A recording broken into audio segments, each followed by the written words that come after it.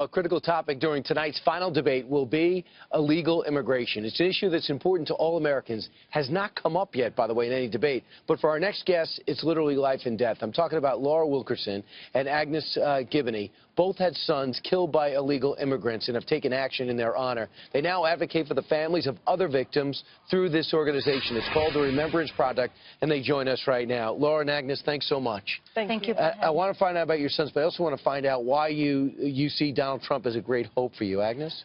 Because he was the only one that pointed out the big issues in this country, the illegal immigration, which is a tremendous problem in this country. A lot of our children, our family members are being slaughtered by illegal aliens who should never be in this country. And Laura, that's something he brought up the day he came down the escalator.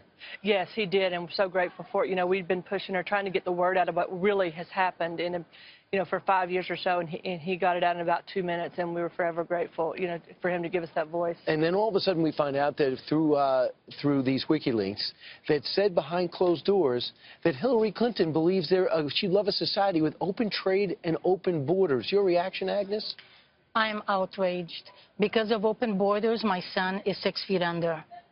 Because the guy that murdered my son had been previously deported, and my family legally immigrated to the United States.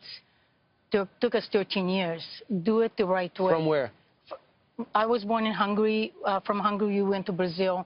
So from Brazil, we immigrated here, but it took us 13 years. And how was your son killed?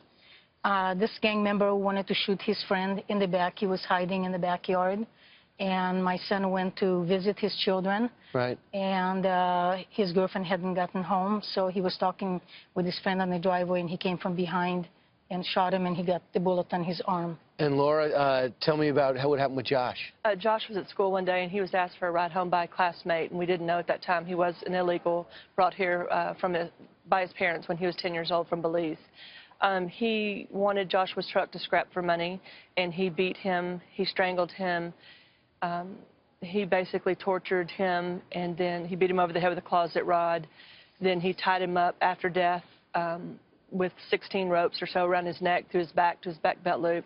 He then rinsed the crime scene off. He carried Josh to our truck, bought $2 worth of gas, put Josh in a field, and set him on fire.